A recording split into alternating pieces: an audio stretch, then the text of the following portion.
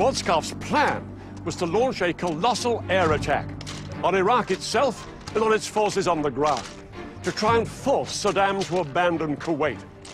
But if this didn't persuade Saddam to leave, Schwarzkopf knew that he would have to take a far more risky step. He'd have to order his forces to fight their way into Kuwait. And some of the experts predicted that this would cost thousands of American lives. His strategy would call upon the full might of the United States Armed Forces. More and more of the world's most sophisticated aircraft, tanks and weapons were arriving in the Gulf. And 6 American aircraft carriers with over 400 planes would be positioned within striking distance of Iraq and Kuwait.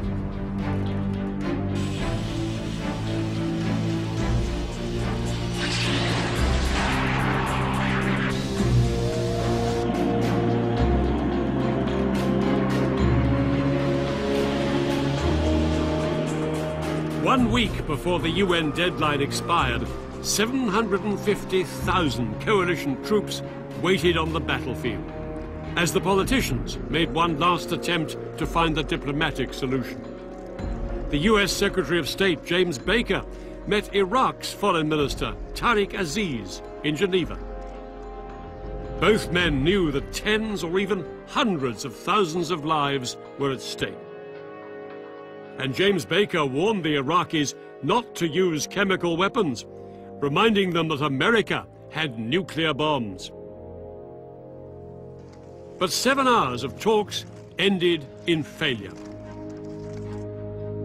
If Iraq should choose to continue its brutal occupation of Kuwait, Iraq will be choosing a military confrontation which it cannot win and which will have devastating consequences. But Saddam remained as defiant as ever and promised his people a great victory. He warned that the Americans depended too much on technology. He boasted that Iraq could rely on the bravery and experience of its soldiers. Their faith would defeat the enemy. At midnight on January the 15th, 1991, the UN deadline expired. Across the world, people watched and waited.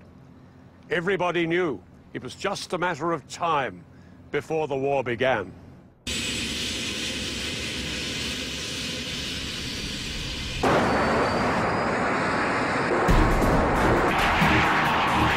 In the early hours of January the 17th, 1991, hundreds of coalition aircraft took to the skies and headed for their targets. Operation Desert Storm had begun. British RAF pilots in low-flying Tornado aircraft carried bombs designed to crater Iraqi runways. The Americans' first target was Iraq's capital. From the rooftops of Baghdad, 3,000 anti-aircraft guns fired into the night. Flying straight into this wall of fire were 8 American bombers. They were so sophisticated that the Saudis had nicknamed them Ghosts. The F-117 stealth bomber was designed to be invisible to radar. But this was its first test in major combat. The stealth's first target was the main communications tower in Baghdad. At exactly 3 a.m., the pilot in the lead aircraft pushed the button and a 2,000-pound laser-guided bomb descended on its target.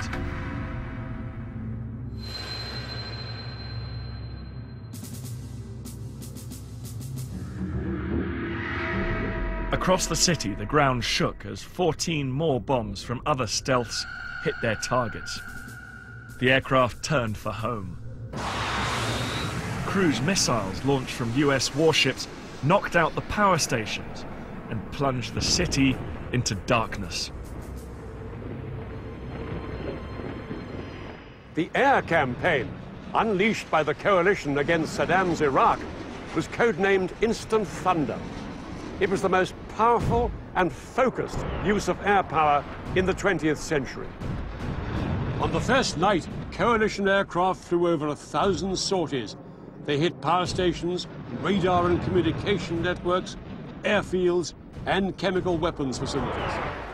The aim was first to gain control of the skies above Kuwait and Iraq and destroy Saddam's ability to coordinate his forces, and then to target the forces themselves.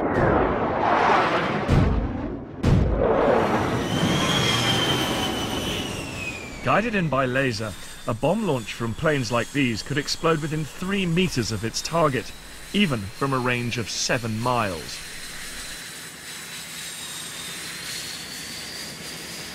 The bombing campaign had badly damaged Iraqi radar stations and gave Iraqi pilots little chance to respond. Rather than fly blind against the most sophisticated air force the world had ever seen, most of them opted to leave their aircraft inside hardened hangars and try and sit it out. Throughout that night and into the following day, American and coalition aircraft continued to attack Iraqi targets, including Saddam Hussein's palaces. Saddam Hussein was in fear for his life. He moved between safe houses to avoid the coalition attacks. But in public, he would not be cowed. On Baghdad radio, he declared that the mother of all battles had begun. And in secret, he ordered his army to launch the weapon that he hoped would blow the coalition apart. Its target was a country over 700 miles from Kuwait.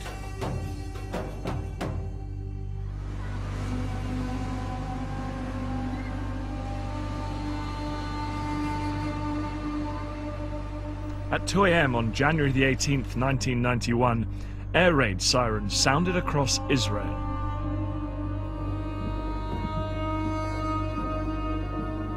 They warned of a Scud missile attack from Iraq heading for Tel Aviv, Israel's biggest city.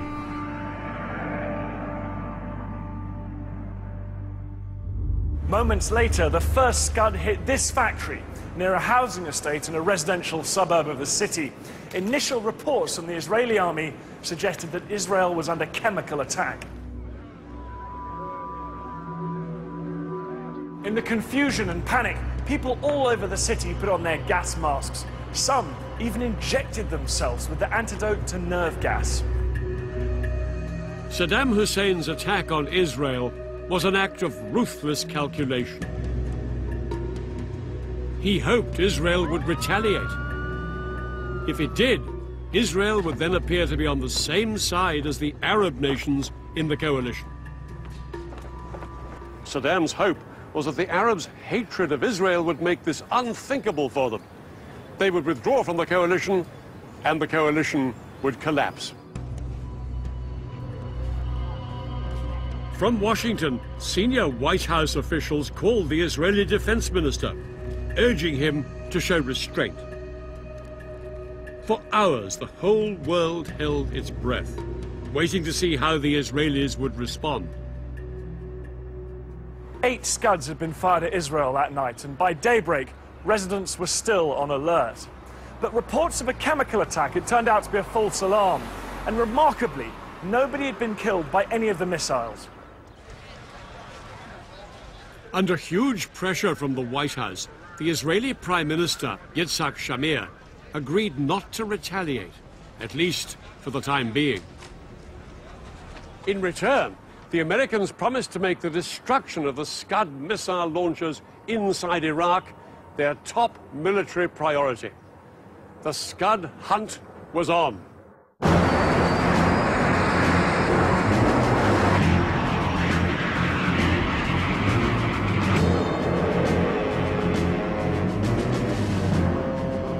Coalition aircraft began flying around the clock, searching thousands of square miles of empty desert, hoping to spot Iraq's estimated 20 mobile Scud launchers and then destroy them. For the American commander, General Schwarzkopf, it was a tough challenge.